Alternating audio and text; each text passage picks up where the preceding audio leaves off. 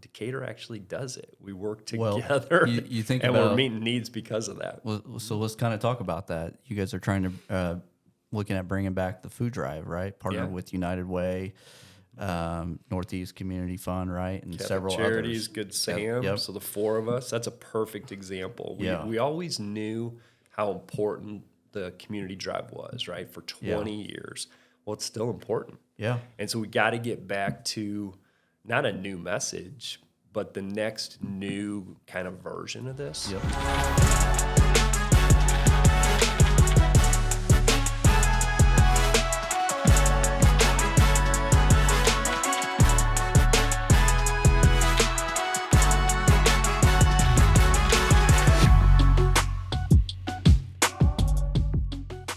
Welcome back to another edition of Push to Talk, sponsored by Beck Tech, a barbell company. Here in-house today, we have Kyle Karsten from Salvation Army, Director of Marketing, Master Fundraiser of all.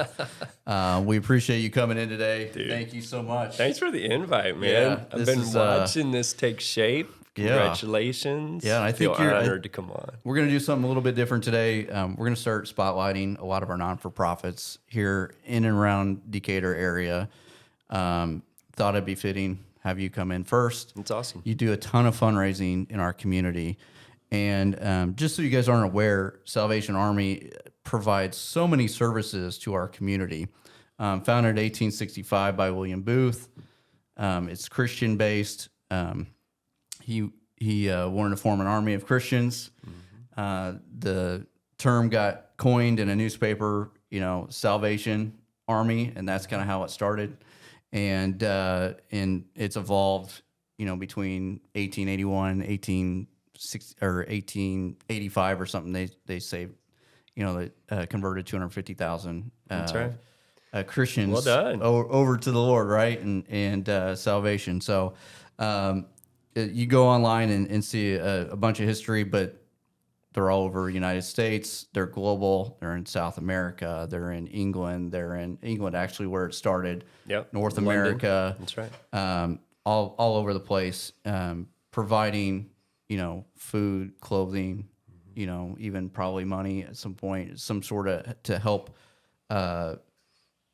feed, help provide those necessities are a little bit less fortunate than maybe me and you are. Can you talk about Salvation Army, what it's done for your life? Give us a little bit of background. Yeah. Outside of the whole fundraising, everybody knows you from that, but give us a little background about your life. Ultimately, the family. fundraising allows us to do what we do to help Yeah. people. And, our community responds to that in a generous way. You talk about William Booth. He was a pastor in London and got out of his pulpit, went out to the streets to meet the needs of people in poverty. Yeah. That's where it started. And it was actually called the Christian Mission to start with. And then it was changed later to the Salvation Army. Yeah. And then the concept came across the ocean to the United States in 1880. And in 1888 is when it came to Decatur, Illinois. So 135 years of finding ways that the community needs help and that the Salvation Army can respond to those needs. Yeah, it's not just, sitting back, right, and waiting for someone to walk through the door and at their darkest hour, right? It's going out and trying to meet those needs of our community. Maybe it's their darkest hour. Maybe it's not. Maybe it's a simple bill. Maybe it's simple, hey, we need to get through a month, a hardship, right? Talk about some of the programs that Salvation Army offers that maybe a lot of our community's not familiar with. Well, any meeting of a need can be done probably with a lot of our programs or with our partners in the community. So any kind of need that arises from an individual in a family, we could probably help meet that need. I hope more and more people are becoming aware of what that is, what those programs are, because it's meeting human needs without discrimination. That's our mission statement. So what are those human needs? It might be shelter. Yep. It might be food.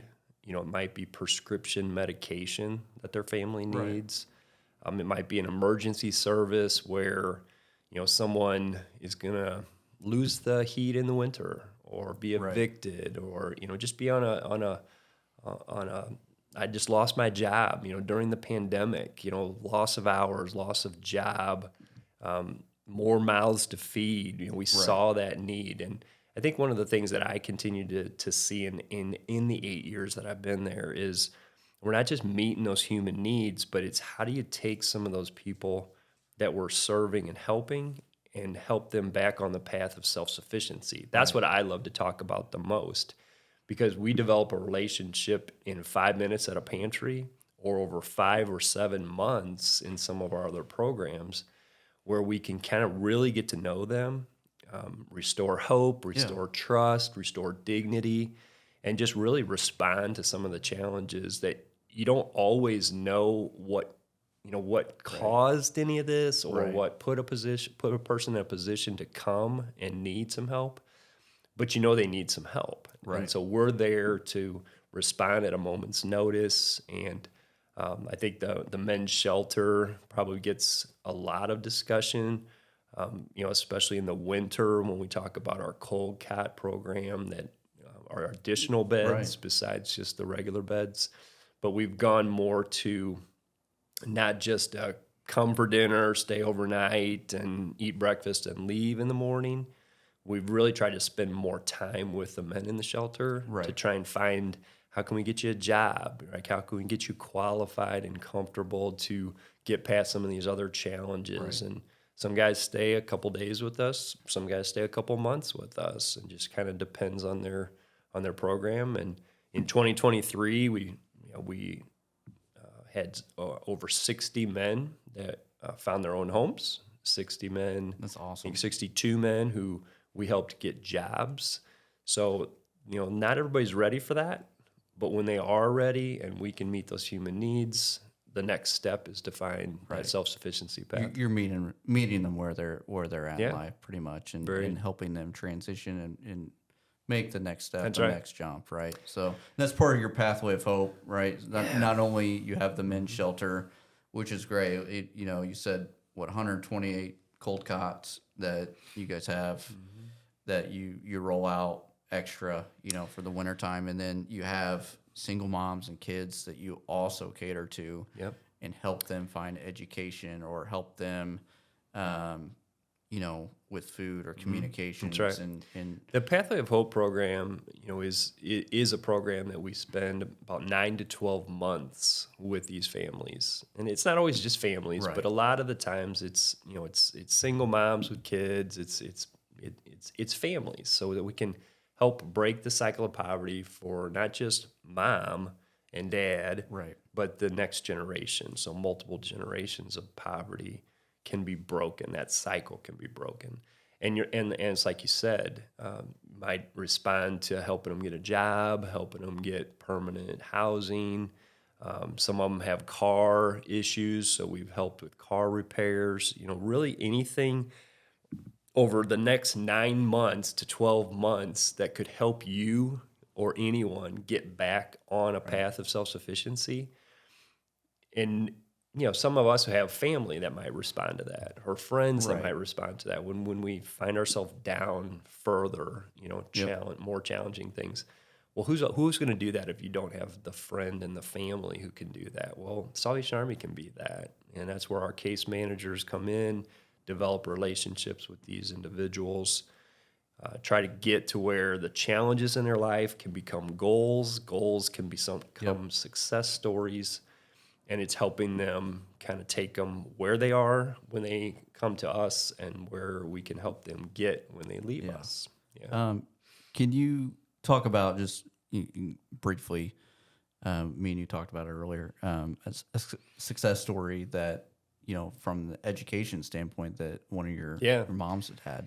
Yeah, so we've helped people get their education. So it might be get your GED, so that opens up more job opportunities. But it's not just about GEDs. We helped a mom get her nurse's degree through Millikan. That's awesome. And now she's a registered nurse, working registered nurse, and blessing her family and blessing others through the Yeah. industry. And so, when people are ready to spend, 9 months of really wanting to get their lives back on track, Yeah. whatever that looks like, right? Pathway of Hope could be that program that we help them with. So yeah, that success story is for sure that one. One that That's we talk. awesome. So it's not just the GED. It's not just, you could probably go as far as you want to take it as long as you're Yeah. committed and on that path. But we talked off air with Pathway of Hope and the men's shelter. It's not as simple as just go get a job. Right. Go get a job. Where do I go? What do I Right. do? What are How do, my how do I skills? do this? Right. What am I qualified to do? We have partners now in the community, Richland Community College, Workforce Investment Solutions, these kinds of industries that are in place to help anyone get a job. Well, we have a set platform of individuals that Right. need a job or Yeah. potentially need a job. So we have partners in our community that help us also do what we do to help people in the community. That's awesome. And It is. And we got to have partners like that help out, that donate time or money or whatever resources, right? And to help, a rising tide raises all ships, right? So That's right. I think it's important that, you guys are partnered with a lot of those companies in those education and those workforce Yep. tools that are out there, the workforce investment. And I think you guys are doing really great work. Last year, it looks like, just from stats you gave me, $151,000, over $151,000, I guess this is since 2013, in direct assistance from Pathway of Hope, served 107 households. I know you guys even broke it down from adults and children. So 247 children. Talk about breaking that cycle. Yep. It starts, with the kids, right? Yeah. And getting that mindset of, yes, I can do this. That's right. And yes, I can go to school. I can get my degree, or I can get my high school diploma, and I can get a job, right? Yeah. And I can be When those kids see their mom do it, yeah. it's powerful. It can be powerful. It can be inspiring to them. Yeah. And yeah, the stat that you were quoting, Pathway of Hope started in 2013. Yeah. And hundreds of kids Yeah. and their parents have been helped and then encouraged to be able to help themselves. So those programs start where we meet those people, and then we can help them be able to stand on their own. Yep, awesome. And then you have homeless prevention, 98 households assisted in rent or utility assistance. So, we come out of the winter months sometimes, and we get into spring, and we all see the power bills go up, right? We have inflation going on all the time, and you've already hit on it. Maybe it's just to get through a month of bills or to pay that power bill off. Yeah. So you guys provide direct assistance, helping. Every one of our bridge that gap. programs has qualifications too. Yeah. I would love someone to pay my mortgage next month. That's not the program. Yep. The program is, okay, where are you? Are you working? What's your situation? Right. There's a lot of guidelines that go into that. We probably won't talk about those here, but anybody that comes that can need assistance, maybe it's not a utility payment or a rent payment, but maybe it's, we can help you with food. So that's, a couple $100 that you don't have to spend on food that maybe you could spend on your rent or your utilities. But when you get behind, and then all of a sudden, we've probably all been there somewhere down the line. You get behind in a payment, you get behind in multiple payments behind, and now all of a sudden a company has to, kind of drop the hammer or be a little tougher on you. So now all of a sudden you lose your heat. You're, possibly going to be evicted. Well, it's a lot easier to prevent homelessness. That's why we call that program Homeless Prevention, HP. Preventing homelessness versus now responding to a person that's completely homeless. Right. Or a family. Two situations, or a family, obviously, yes. So responding to them before they get into a bigger situation sometimes is a lot better and a lot easier. Yeah. And so our homeless prevention Last year, almost 100 different people. That's awesome. With either rent or utility assistance. Yeah, let's talk about, you'd mentioned prescriptions. Yeah. And I had no idea that you guys assisted with prescriptions or talk about that program a little bit. Partnership so if with, anybody hears this and help out. Yeah. So partnership with the Coleys down in Crossings or at their 2 locations, South Shores and Forsyth. The pharmacies will help with us directly. You know, we don't just give a person the cash and now go down and, get your prescriptions. You know, we work directly with the pharmacy. And I think where people listening could help, we've had some significant donations that are restricted funds just for that reason. I mean, I've spoken publicly. I don't want a family to say, okay, should I feed my family or get them the medicine that they need? Okay, that should never be a choice. Okay, it should be a decision that those things are taken care of. But I don't think a lot of people know about our prescription assistance program. Come down here. We had an insulin. So say it's not cheap. It's pretty expensive. Several $100s where we could help this gal get the insulin that she needed, right? So prescription assistance is in place, but I don't think a lot of people know about it. I think more people could utilize that. And maybe that's a conversation that we get into, when they're down there at the food pantry. But at the time of anybody listening to say, I don't know how I'm going to pay for my medication.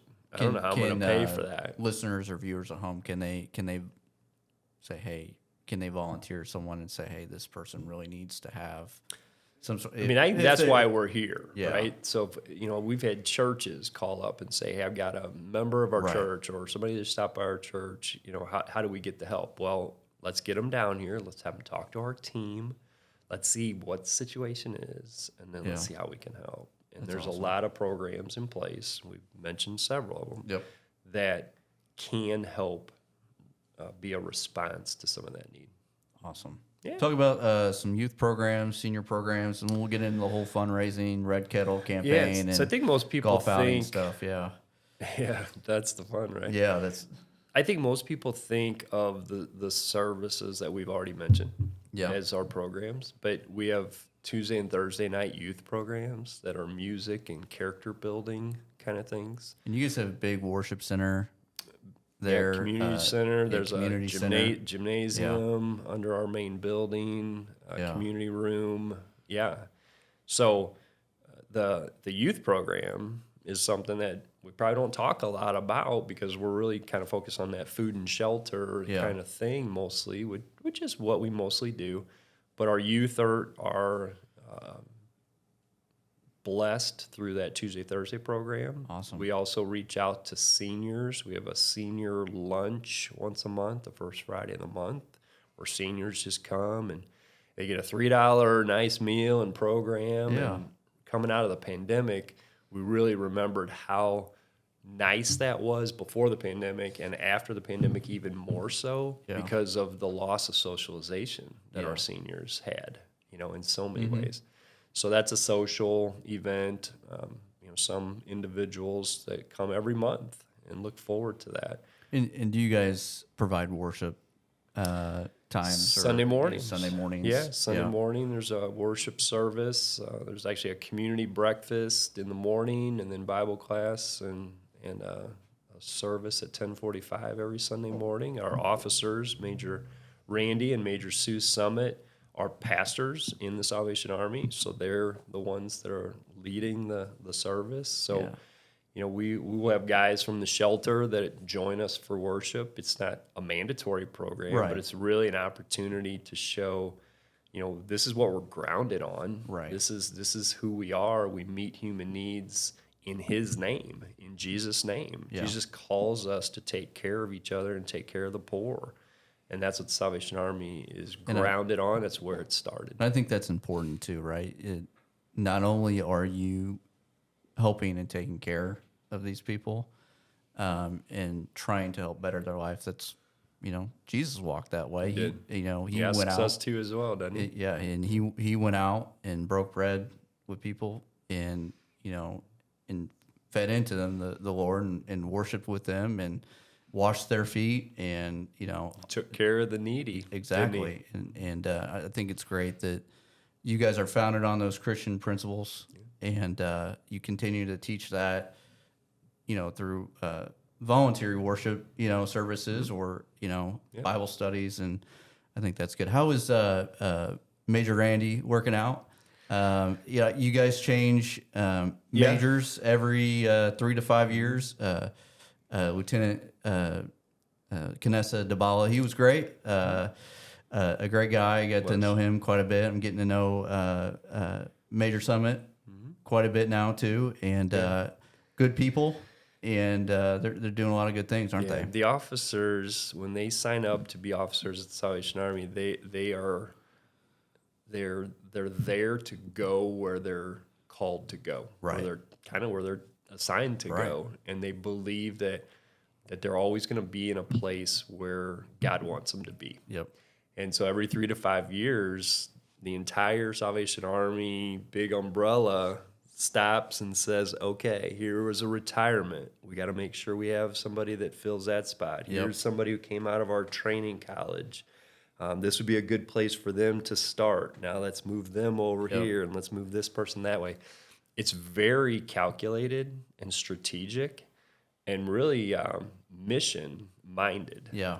And a community loses great people every 3 to 5 years because of the way that this all goes. But we get great amazing people leave and amazing people come back. They're so all dedicated to the cause and to the mission. So I think this is the 13th location that these officers now, Major Randy and Major Sue.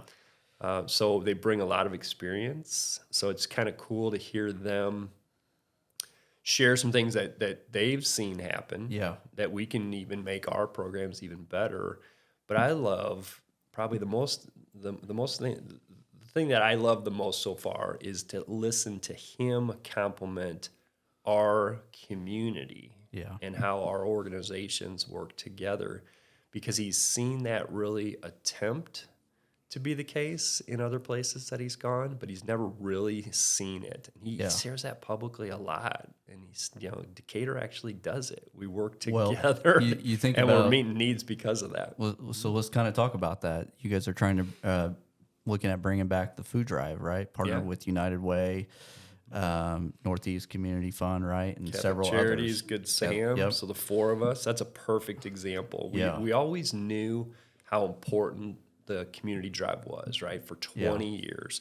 Well, it's still important. Yeah. And so we got to get back to not a new message, but the next new kind of version of this. Yep. And so our 4 organizations are going to have this again in October. And if anything, the listeners hearing the partnerships is one thing, but the listeners today, start thinking about your school, your church, your business, your family, and make a significant, choice over the next 6 months to raise dollars or to set aside dollars so that October every year is so significant that these 4 organizations will be able to feed families and individuals.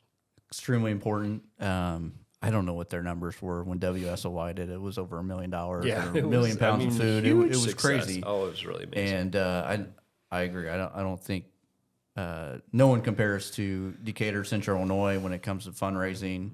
Everybody's a team, and they go 100 at everything, right? And these 4 organizations, they're gonna feed people. Yeah, it's not gonna be only if the food drive is successful. But understand, if the food drive can be immensely successful, that will, it will support what that feeding is going to look like. And I think, obviously, it's important every year, right?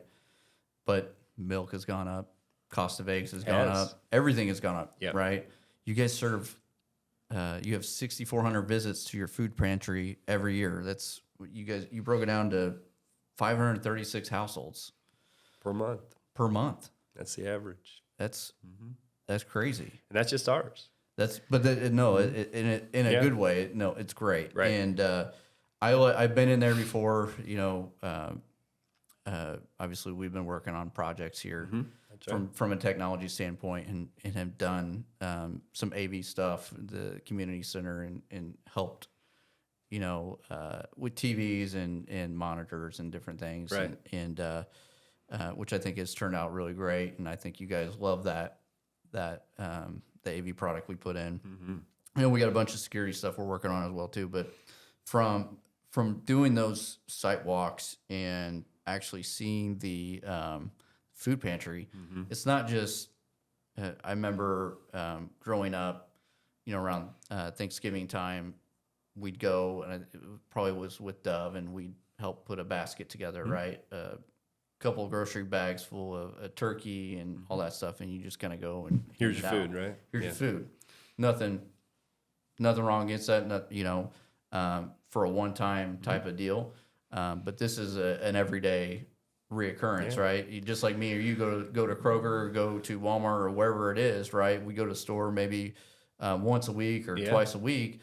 These families are having to do the same thing, but what's nice is they can go pick out what they want. They want, And it's not personal just, here's your preference, bag. what they need, Right. dietary concerns, dietary issues. I think it makes us more efficient too, because now food doesn't go to waste. Yep. You give me a couple of things, and I'm going to go home, and my kids aren't going to eat them. Right. It's about being what am I going to efficient do with with your that? resources too. Yeah. Might go to waste. So yeah, they can go in, and it's kind of a community market, we call it, and they can go in and choose what they need, what they want, and some good choices. Yeah. And I've seen some name brand stuff is in there. Well, you mentioned that the prices for all of us is going up. Yeah. If you're living paycheck to paycheck and the prices keep going up, it's going to get tougher and tougher on people. Right out of the pandemic, and use that as an example a lot, but everybody kept saying the need is greater, the need is greater, the need is greater, and I kind of got like, okay, is the need greater, or is it just an ongoing need? Right. Well, we also measure that. New families that had never been to the food pantry before are coming to our pantry every month. Yeah. So there's new situations, new families that might only come one time and then never come again. Right. But for some reason, there were new families. So that number is not going down. I wish these numbers for 2024 would all go down. That doesn't mean we were doing less, but it means less people needed the assistance. Right. Wouldn't that be great? Yeah. And so we'll see. End of the day, Salvation Army is in place to respond to those needs. Awesome. Let's talk a little golf now. Let's talk fundraising, shall we? All right. The two main things that I get to do, and I really enjoy these two parts. So been at Salvation Army now for 8 years. Yeah. Right. So the mid-year fundraiser, I'm gonna call it mid-year because Christmas is Christmas, right? Christmas is amazing. We do raise a significant amount of dollars, but that fundraising doesn't get us all the way through the year, 12 months. Right. Okay, so this mid-year fundraiser of our golf outing was something that we started 8 years ago. And, first year we raised $15,000, and this past year we raised $53,000 with a $50,000 matching gift. So we netted $99,300 last year. That's awesome. So I want to get to $100,000 this year, and we're going to do it August 9th. So any donation, anytime a mid-year donation as a sponsor could be considered as part of the golf outing. Right now, we could match it dollar for dollar. Yeah. So that's a big, significant mid-year fundraiser for us. And I think I'm at about 60 sponsors, and I have 30 teams. So we don't have room for many more golf teams. Yeah. And that's a great thing every year. We really have a good response. We do it. We've done it every year. It's pretty fun. Yeah, no, it's a really good time, especially when you win. No. Yeah, well, tell the listeners That's your right. name is on the traveling trophy. We'll be back this year. No, Defending but the main thing, is the fundraising part in the community, right? It's getting together to raise that $100,000. You're going to get there this year. We're going to make sure of it, right? And you have a matching sponsor, so every dollar for dollar, right? And you have sponsorships from $100 all the way up to 2,500 to 5,000. 5,000, Be a yeah. platinum sponsor. And even as a gold level sponsor, you would get a team. Yep. And you do something different than most golf outings, right? You kind of have a VIP card to where you can kind of it gives you mulligans, allows you to jump kind of ahead on some of the par fives. I mean, you really keep that thing moving along, and It's fun. It's a great time. I've enjoyed that. I'd done golf outings for 20 plus years, and start with the Salvation Army, and then all of a sudden, like, oh man, should we really add another golf outing to There's cater? a ton of them people out there. have It's fun, but people have fun with them. Yeah. We have it at Red Tail, so I like supporting the park district that way. They've been good to us as well. Food sponsors with Notorious, PIG, Zach does a great job. Papa Murphy's, and just on and on and on. And you guys have been gracious sponsors in the past, and so thank you for that. Yeah, no. So ultimately, the fundraising that I get to do as part of my job, it's important to do Christmas. It's important to do golf outing, but remember, the need is all year long. Yeah. So when those mail appeal letters come, or the opportunity to set it up on our website for a recurring gift, that's an easy way for people. Yep. You don't have to write $1,000 check. I mean, I can't write $1,000 check, but I could do $100 a month or $50 a month. And now at the end of the year, that is $1,000, right? Or it is $600. So any of those kinds of ways that people have chosen to support the Salvation Army, and I love that they trust where those dollars go. They trust what those dollars are going to do locally. They stay here and meet the needs here in Decatur and Macon County. And so at the end of the day, so that we can meet needs of people, we can rely on the generosity and the heart of the community during these fundraising times. So we appreciate that. Well, and the thing is, you guys have a big budget you have to hit every year, right? And I think you said it's over $2 million. But some of that is government funded, right? State, local funded, but it doesn't necessarily cover everything, right? And then you have expenses that are unforeseen, or you might have a greater need or more families coming in, right? And so getting out and fundraising for mid-year, all year round is very important to help stabilize that flow of cash coming in to help feed those families in the pantry and refill. And I think my relationships over the 8 years, have been, make a donation at the golf outing and make a donation at Christmas. Yeah. And if you do anything in between, I mean, there's different ways you can, do a hygiene drive and collect things for our men. There's physical ways to help too. There's volunteering. We have the red kettles out for Christmas, and we talk about the dollar, but let's talk about the volunteer hour, because the people who come out and ring bells with us, they're the ones that make Christmas goals happen. Yeah. We have 2,800 bell ringing hours that we could have a ringer in front of stores. Yeah. Wow. Let's start with the stores. If those stores wouldn't allow us to come and be in front of them, we wouldn't raise any money anyway. Okay. So the stores allow us. Then we have a kettle there. We have to have a bell ringer. So it's not just, hey, come out and ring and take your picture or whatever. Understand that the dollar that you help raise would not have been raised if you didn't come out and ring. And so we only had about 150 unmanned kettle hours this year.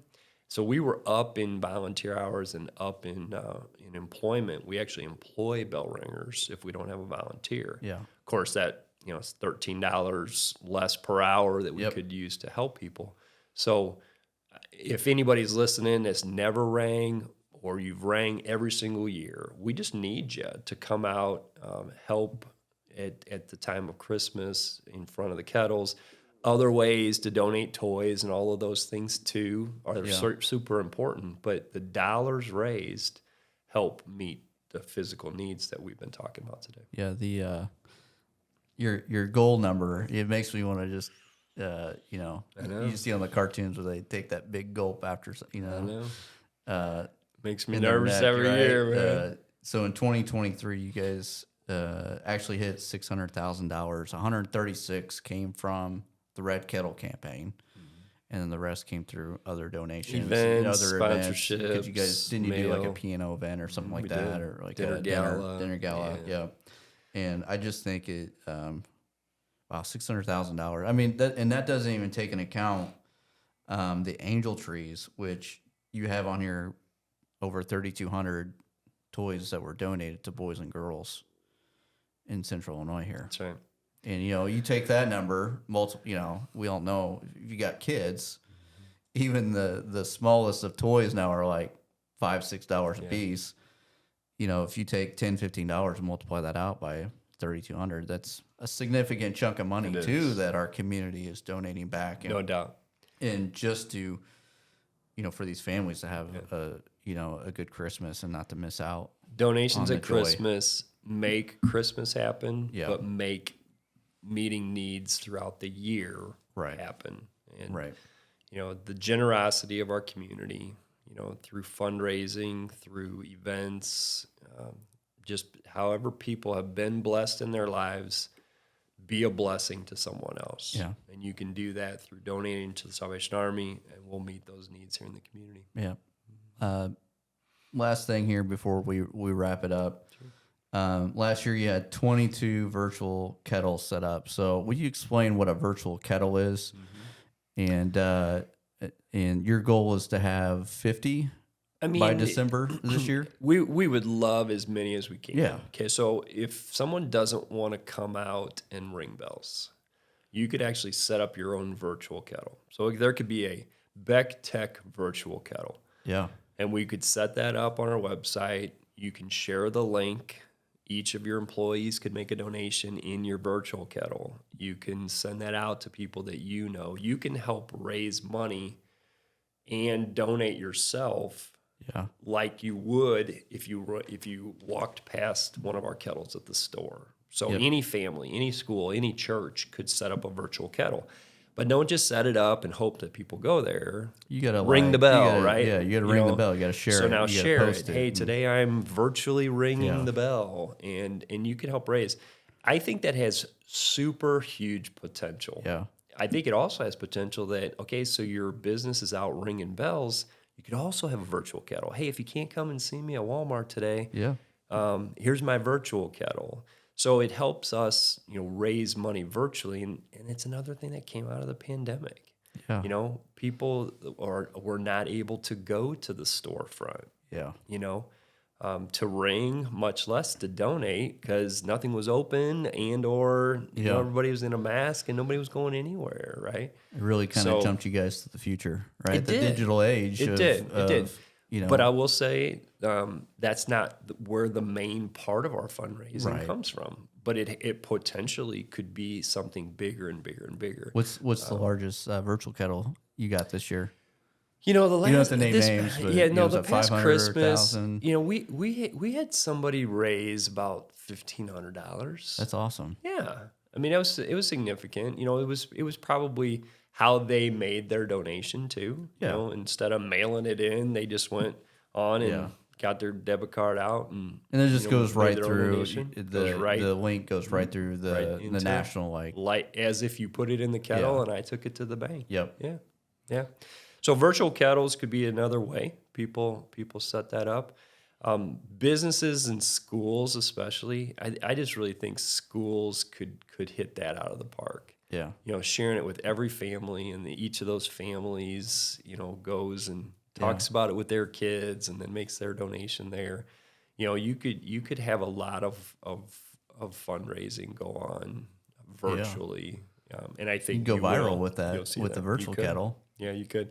I set one up one year, and you never know who's going to donate to it. But there was a gal who put $1,000 in my virtual kettle one year. That's awesome. It doesn't happen every year. Yeah, but it was pretty cool to see. My family sets one up every year, and I share the link every once in a while. The police officers and firemen, when they do the guns and hoses, they each have a virtual kettle. So there were people donating there, as part of the contest. That's awesome. Well, we're going to definitely do a virtual kettle. Be fun. We'll do a Beck Tech one this year. And, Okay, cool. And we're gonna share it quite a bit. That'd be awesome. You know, with our viewers too. So Yep. when that time comes in November, whenever that releases, we're gonna have you come back on. We'll do a Christmas edition with you. That'd be fun. And Yeah, that'd be cool. maybe we'll do like a special Christmas release podcast and Yeah, people outside of the could be regular ones. responding to the link as That's we were right. talking. That's That'd right. be super cool. So, Yeah. Kyle, I appreciate you coming on Thank today you. Thanks for and having us. really taking time out of your day to talk about this. I've learned a lot just sitting down with you over the last, 40 minutes or so, and even before that, just learning more about what Salvation Army has to offer in our community. And for our listeners and viewers at home, please, take advantage of what we have to offer here in Decatur, Central Illinois, or maybe it's your local Salvation Army. Mm-hmm. And if someone's fallen on some hard times, don't be afraid to reach out. They can assist with multiple different aspects of your life, your family's life, whoever, a friend's life, whatever that may be. So, golf outing, August 9th. Looking for sponsors. We need more sponsors. Just a couple more teams. Yep, So. couple teams. Yeah. So Jay behind the camera here, better get your team in. Get your peerless team, and then dollar for dollar match on that. So you donate $1,000, it's going to be matched. So basically, you're making a $2,000 donation. Plus, you get a golf team. Yeah. You get your name on a few signs and on the websites and all that fun stuff, and then Christmas will be here before you guys know it. So that those red kettles will be out, those bells will be ringing, virtual kettle ringers, and we need some more volunteers to actually ring the real bell, right? And then that food drive will be in And the October. food drive, So kind of in between our two main events. Don't forget, we're going to feed our community with other organizations. It's going to be a busy year. So. Thanks, Kyle. Appreciate it. Thanks for the invite. Push the Talk with Eric Smith. Like, share, repost, LinkedIn, Facebook, and Instagram, YouTube. We're on them all. This is us signing out. Have a good day. Bye.